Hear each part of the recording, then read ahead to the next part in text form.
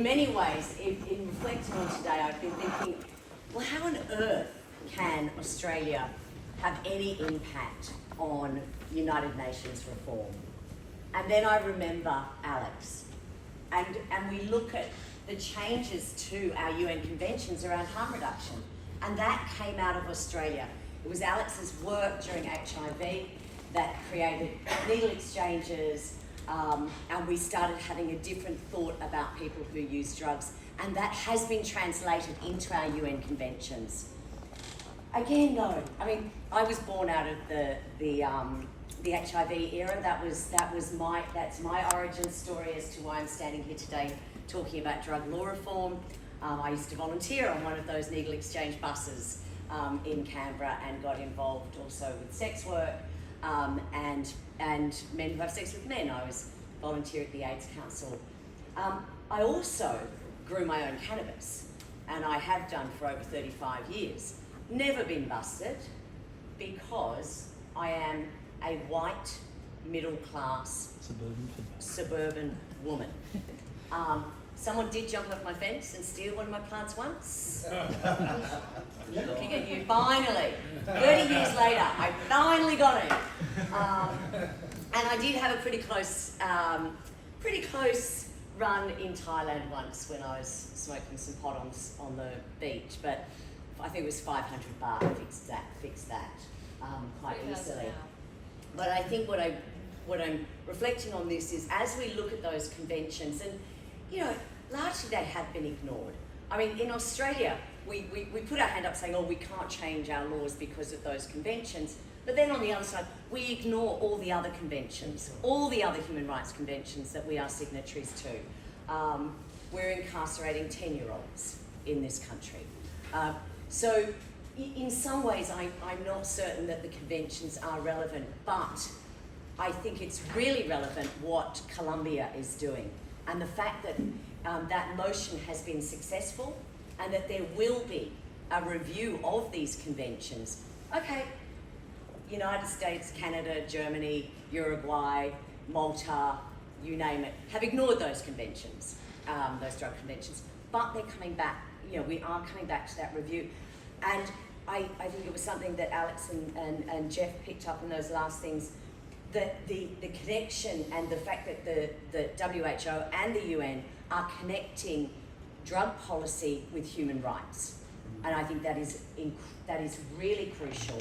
And I think that is actually probably one of the sort of little avenues that may get us to more compassionate and better drug policies, both at an international level and at a national level, because it is a human rights issue. And that's what we've been arguing in Australia, that this is a human rights issue, that that the laws, and as we saw from the sort of warm-up exercise this morning, where most of us did look at the fact that these were racial, that the enforcement of our laws affect our Indigenous brothers and sisters. They affect anyone who is brown in this country far more than they're going to affect me and frankly the majority of people in this room. So can we help, which was what Sean sort of up as posing the question, like, can Australia help with UN reform, and can this group here help with that? And I came into this morning thinking, no bloody way. I mean, Australia, we don't even listen to UN conventions, except when we want to, except when we want to say no. We have been dismal in our drug policies since the 80s. Our work in tobacco harm reduction is absolutely appalling. I would say quite often I stand, and as does Alex, we stand in front of groups and say, Australia, we'll put our hand up, do not do what we do. Please do not follow us. And in some ways, even, I tell you, your comments today reflected that as well, that we're out of step and we're unaligned. And so I think there's a role for us to play. And I think the consultation that is coming out of the Colombian motion is very important. And I was at a conference on democracy last week, where a lot of Latin American countries were present. Now, drug policy and human rights, you cannot divide, and you look at countries like Colombia, where 26 politicians have been assassinated by drug cartels, where the Mexican president, she is trying her damnedest, and I think Colombia is doing the right way, like how can we work with these cartels? And Mexico, they're doing the same. But in Venezuela, for example, literally thousands of political activists have been murdered. And a lot of that is to do with the illicit drug trade and the power that we have given those cartels through our prohibition on drugs. And I think that's the story that the UN needs to be considering. And the fact that we've got the orange, what did you call him? The orange man. The orange man from America bombing fishing boats out of Venezuela. You get paid $500. Murdering poor people who are caught up in this illicit drug trade that really America started. And I just one final reflection, in this, when I looked at what we had said in a 2017 drug law reform report, committee report that I had initiated, we looked at the international conventions right at the beginning of the report, because we thought, actually, you've got to start here if you're going to look at drug law reform. And we looked at the Hague Convention and the fact that we in Australia banned opium because we didn't like Chinese people and we thought they were, we thought opium was terrible. Well, the Compter General, as it were, so sort of the customs official said, well, that was a bloody disaster. We've now got more people using opium, and that 60,000 quid that we used to get from a duty on opium, we no longer get. Now, 100 years later, 115 years later, we are saying exactly the same thing, that it has been a complete failure. We have known this, but I would, Andrew, you were going to... No, I was going to say, on the opium, we should be adding this to you looking at other countries and what they're doing with the, we're doing it too. We're responsible for the opium epidemic in the US, and that goes back to the OBC, allowing two country companies. There's all of that, And if I could just make a couple of final points. One is I just want to shout out to Reese Cohen here from Pennington. Reese has done a huge body of work on what cannabis regulation could look like in Australia. And I really commend you to look at his report on this. But, the principles of protecting health, improving community safety and fighting crime, controlling cannabis and ensuring effective oversight, and protecting the legal economy. If those are the four principles that we work on for cannabis regulation, I think that will put us in a good place. My last point is language, people. I do not think this is about a recreational market. We don't have recreational alcohol, we don't have recreational tobacco. It is adult use. And if we can start using that, it changes the language. As we have just learned in Victoria, through a decriminalisation bill, most state governments now hate the word decriminalisation because they don't understand it, and it means something different to everyone.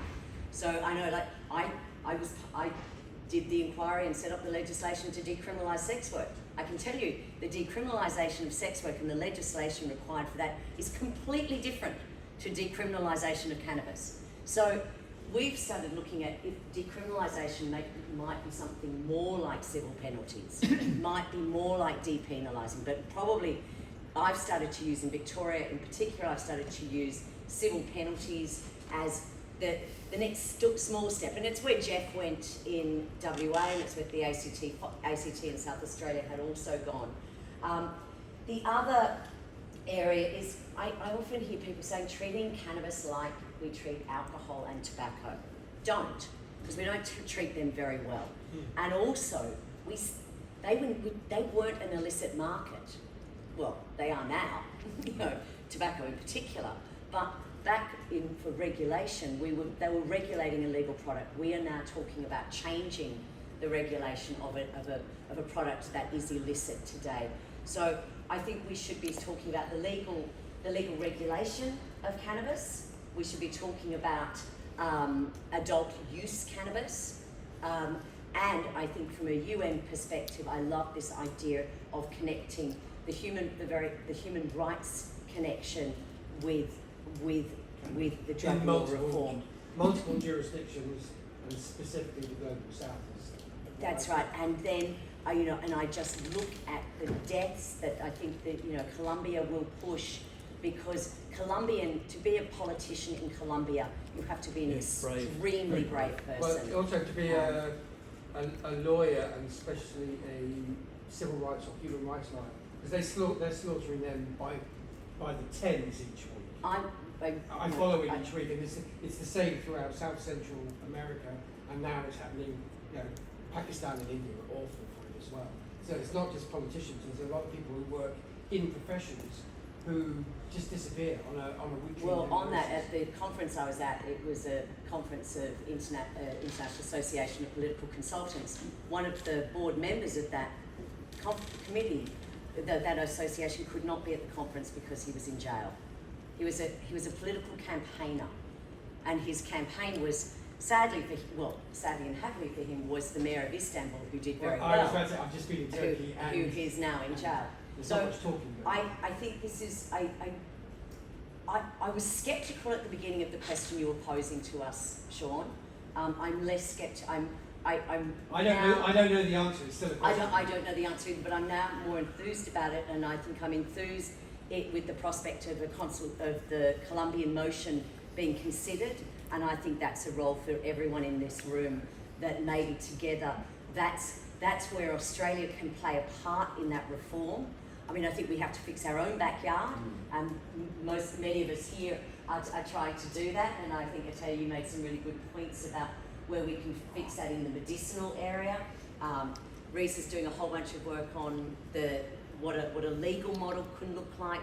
I'm doing work in that area. Brian, Miles, all of you are doing work in that area. So I think, this has been really useful, and I do think there is work for us to do as a group, and I do think there is a role for people in this room and for Australia to play. Yeah, I think there's wonderful minds in Australia. So why not use them? Yes, Dr. Wodok. Australian government revenue from tobacco has fallen from $16 billion to $7 billion a year, and it's going to be very hard to claw that back. Secondly, vaping at the moment is not taxed, and it's going to be hard to tax a commodity which is over 90% controlled by the black market anyway.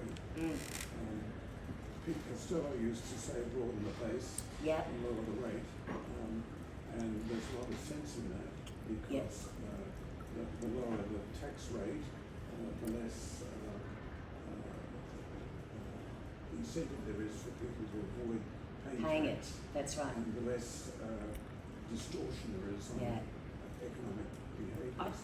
So is there a case for saying that we should tax cannabis and to make up some of that shortfall, because we still need to find revenue for schools and hospitals? I think one of our issues is that our constitution prohibits states from imposing excises and taxes. So every tax or excise in this country must sit at the federal level, and it must go through federal budget systems. So yes, we can. And I've asked this question of a constitutional barrister just 2 days ago.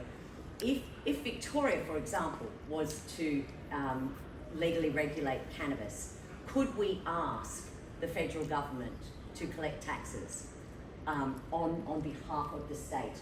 Now, I don't know the answer to that, but I think it's an interesting question.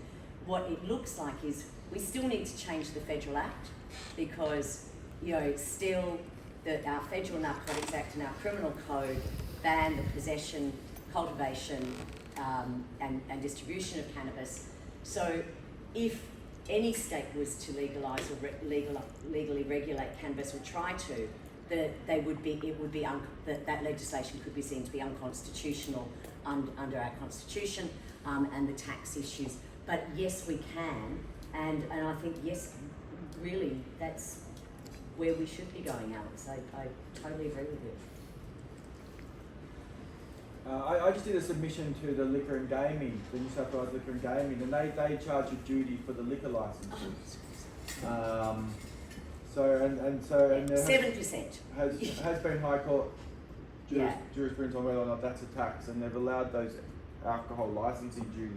So state governments could raise money, I think, off licensing. They could do it on testing. I mean, one of the models that we're looking at is what happens if it's a monopoly, if it's wholly owned by the government.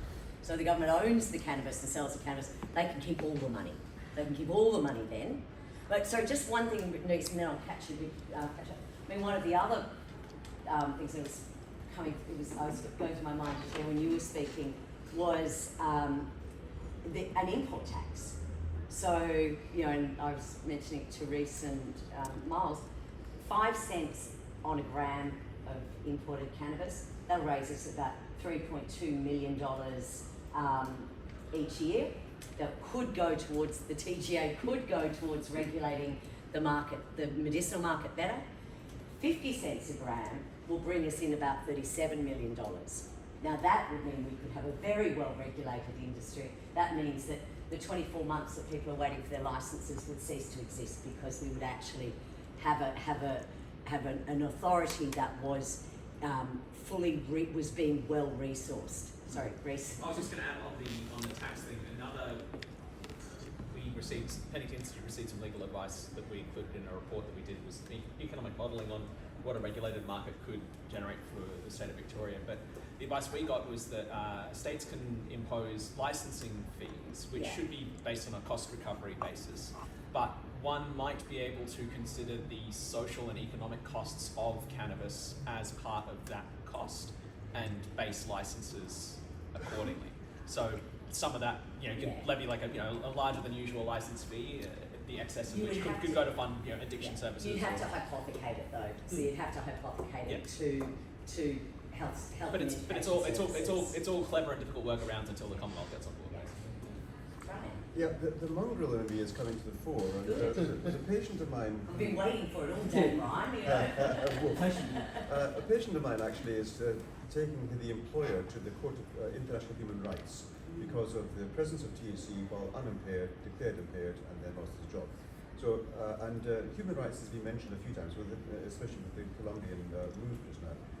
How much could we then go on the attack? Well, I'm thinking more ourselves at a political level of demanding that we actually, as Australians, we stand up for human rights, and that these rights are being conflicted by the improper banning of what is actually a healthful medicine for most people who are using it.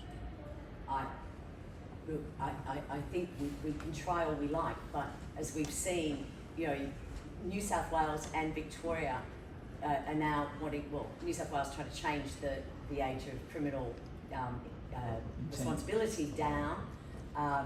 It completely flies in the face of all of the international conventions we have signed. So yes, we can argue it. I'm not sure that it will be. What would it also you could add to what you just said? Yeah. We need a Charter of Rights in this country. Yes. Yeah. I mean, look, Victoria's got one, but it's a charter that it's there, and we like it, but governments do not have to follow it. They have to tell you when they're not. Yeah, exactly. That's all. Yeah, that's good. Yeah, when we look at like the Canadian market and why Canada is so cannabis friendly and why we're constantly moving our law. I mean, I'm on a lot of consultations with Health Canada and changing laws to make things like, and I have a lot of Canadian friends who complain a lot about the laws of Canada because when you're in a system, you don't get to take a step back and realize that it's one of the best laws in the world for access and for things like that. So we'll complain about the fact that our edibles are at 10 milligram THC limits and they're not at 100, but you can still get them whenever you want. But you can have two. Yeah, you can have 10. You can get 100 here because we don't regulate. We don't disallow that. It's a little bit of a kind of gray area, but they made $2.2 billion in fiscal year ending 2024 March. So that's the incentive. Like I meet some people in the cannabis space that we work with, and even at our event in South Africa, and there's this really amazing idealism, which is great. but money is what makes things move. Money is what moves the needle, right? So if the government's going to make billions of dollars here, they're going to be way more interested in allowing laws to change. Unfortunately, under our constitution, we've got this tension because the states are who have got the capacity, have got the role to regulate cannabis, but the federal government takes the money. Yeah, that's what you're saying. So we have it's province by province excise tax. We have every single time we sell to a different province, they get a different cut of the We pay. can't do that. If something like that developed here, I think that would be the push. It would be unconstitutional. Yeah, they gotta make a little change there. Oh, referendum, sorry. Yeah, let's just do a referendum, that'll do it. A referendum to let states tax. Yeah, that'll go over. They do with stamp duty, so it's just because it's excise. They've got there's stamp duty was carved out. So when the GST came in, stamp duty was carved out, and so was when you employ people, payroll tax.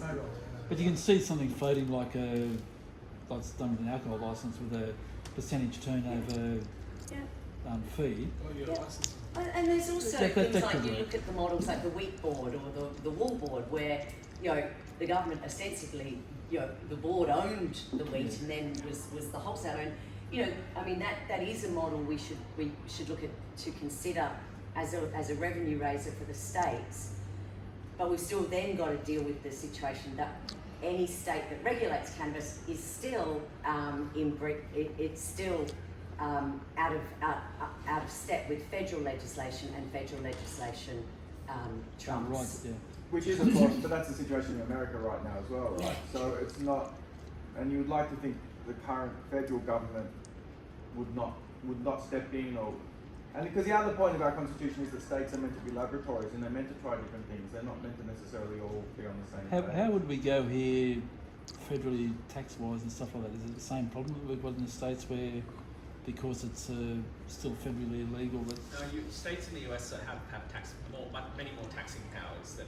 But the federal can't. So there's the whole idea with this new scheduling they're talking about, was it actually will allow tax deductions on income, which Oh, they right, can't do now. that's to do with, incompatibility with federal tax law. And banking laws and stuff like makes state legal cannabis businesses ineligible for 280E tax offsets. That's like a particular American curiosity. But it's also affected their ability to access financial institutions. And is that going to It's all affect here too? We'll just try on a different point, because we say there's a contradiction between criminal law at state and federal, but under the Constitution, the Commonwealth doesn't actually have power to pass criminal laws, and the courts have actually said we're not really sure where the Commonwealth drug laws come from. The place they get authority for the Commonwealth drug laws is the UN Conventions under the External Affairs power. Absolutely right. And so therefore, once again, it comes back to the UN. If we can get reform at the UN, or if you could make an argument that the UN conventions don't justify the Commonwealth laws, they would be beyond power. So, and if there is there's also a famous case, Momcilovic from Victoria, where there were arguments because the Victorian drug laws contradicted the Commonwealth drug laws, different penalties for different offences, things like that. So there can be arguments about which criminal law trumps which, and the Commonwealth doesn't always necessarily win that argument. Nothing's insurmountable when you want it back. I just want to make a comment that's completely left field. I've been thinking all afternoon about social change and how you bring about change. It's inspired by the panel members, and I've evolved a very crude theory analogous to surfing. A good surfer has to spot a wave, get successfully on it, and then stay upright. That's the sustainability bit. Now, part of the trick, if you're an academic, as I have been all my career, to try and get research into practice, is to spot the wave, to know when there is enough of a consensus, and the word consensus has been used several times today.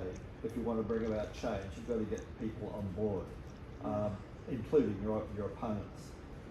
Now, Australians will, I think in my very long experience, coalesce around two things. Is it fair? And are vulnerable people, particularly children, getting hurt?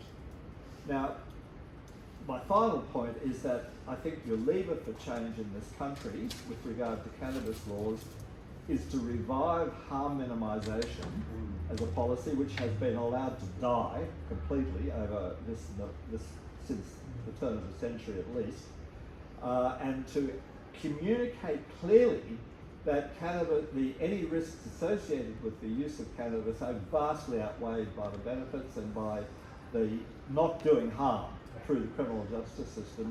That argument has not been made successfully or clearly in a way that people in Townsville and Cunnamulla and anywhere, the person on the street can understand and say, yes, I get that, I get behind that. I think it's a really good point, and it's something that we should always remember, that this is about harm reduction, and that cannabis harms are almost entirely related to the criminality of it. However, where we have got to win is that over 80% of Australians agree with you. 80% of Australians actually don't think that the use of cannabis should be a crime. But that's not translated into law, policy or practice. It's not, but we've got that community opinion, and that is a start for the consensus. We have consensus. But it's necessary but not sufficient. I totally agree with you, but I think if we have that. Now, if we had a zillion dollars to run the campaign to bring everybody on board, I don't think it's possible. Anyway, yeah, it's just my. And it's good. Kate. We're seeing something really unfortunate that I've noticed over the last year or two, and I'm blaming the TGA very squarely for this. And this is to do with their advertising law. We definitely saw some very bad Teenage Mutant Ninja Turtle ads. But what's happened is we've actually seen the media step away from telling positive stories about cannabis, and back to that, helping. What we're seeing is the negative stories that gets all the press because that's not going to breach an advertising law. But if it's that these people have these amazing stories, we're just not seeing them in the media. So the negative is being allowed to control that narrative. It's really unfortunate. I actually do think it's an unintended consequences of those laws. Now, I definitely put that in my submission to the TGA, and we may, I don't know if I'll change that, because those advertising rules apply to all medicines in Australia, so they're not cannabis specific. But I think we're seeing, there's two things here. One is the positives of medicinal cannabis, and the second part is the positives of cannabis legalisation. And that is not controlled by the TGA. If we're not talking medicinal, TGA's got nothing to do with it. So I think trying to get stories out there of lack of harm reduction, of positive stories for people from cannabis. Back to that concept earlier from Mel about using networks. That's one way to try to start fighting this narrative that's crept in over the last year about how harmful cannabis is. We need Murdoch on side. Yes.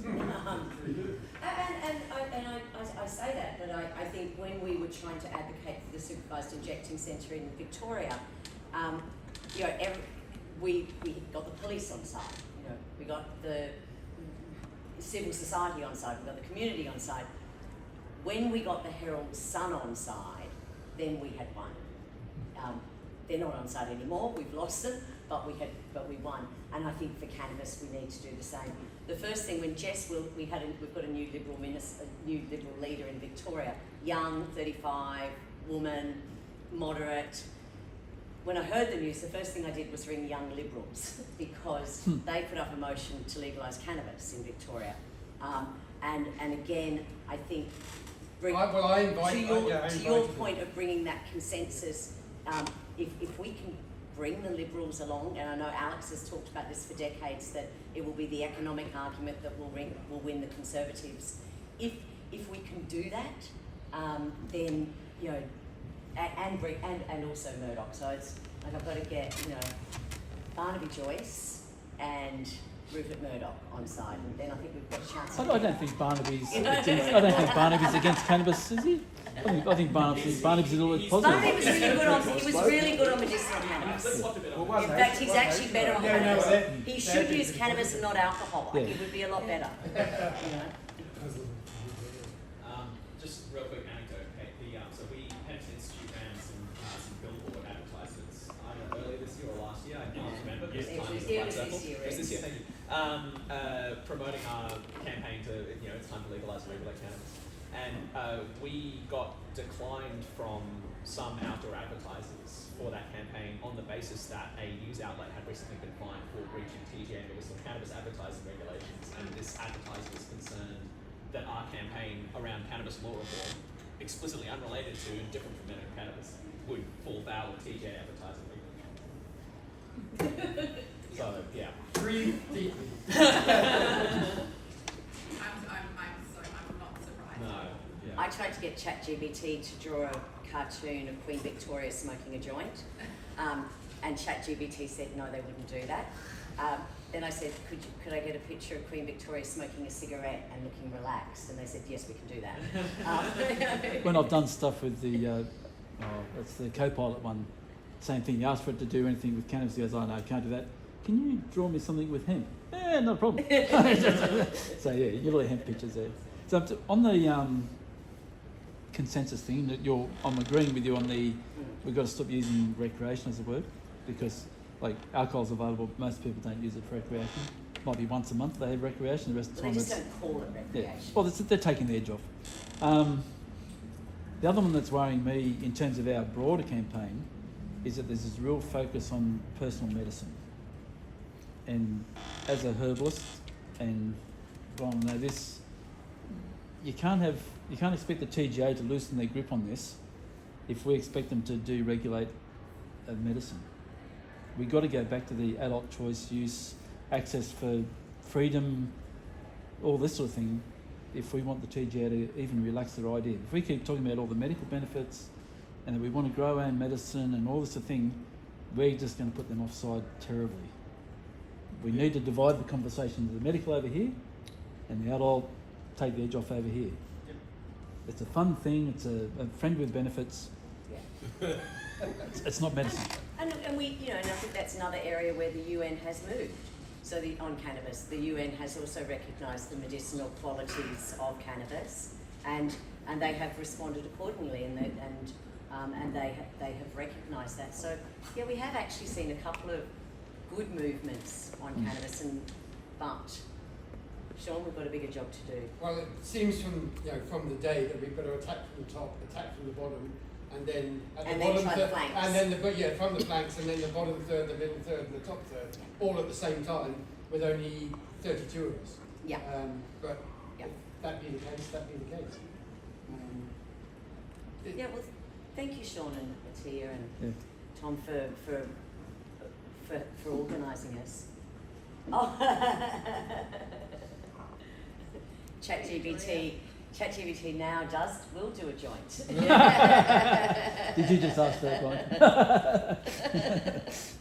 There's policy at some of Can you make her those look happy? companies, not the banks. ChatGPT can't do that. Yeah, so you just put happy in there and they'll make her happy, they'll give her a smile on it. It's brilliant, Brian. Thank you. Well, thank you, Fiona, thank you very much indeed. I was going to do a wrap up, but I think probably everybody's a little bit tired by now. I've got an email list. Essentially what Nataya and I are doing is we have an annual conference in Cape Town every June, and we're creating meetings like this around the world through law schools, universities mainly. I'm talking to the US at the moment and the UK, and then I'm going to try and talk to law schools throughout Africa, throughout Asia, and try and build and develop this conversation. In Australia, I'm hoping to do something at the Mardi Gras in Nimbin for a different audience in May, and I was just talking to the couple of guys with lawyers, one who's based in Perth, and see whether I can do something similar in Western Australia. So I'm really looking to create, as always, a volunteer working group of proactive Australians to join proactive Zambians, South Africans, Germans, Portuguese, and so on and so forth, to discuss these issues out, but also try and present a more combined effort to the UN on top of what the Colombians are doing, but through the aegis of using universities, a little bit of intellectual thought. And I'm trying to collect all this information and create a research hub online that's going to be free for everybody to access, and it'll be through the law school at Cape Town University. So it's a big project. These things take time. And as Alex well knows, there's an up, down, in, out, 40-year process that will achieve some things but won't achieve everything you want. But I do feel that having looked at the last 20 years, it can be done better. So it's just finding all those people who know how it can be done better and drawing on their generosity and experience to try and move things forward, so our grandchildren and their children don't have to put up with this stupidity. It's really, that's the level that I'm at when I'm thinking about this stuff. So thank you very much for coming, listening and contributing. Thank you. Thank you so much. And now we can all leave.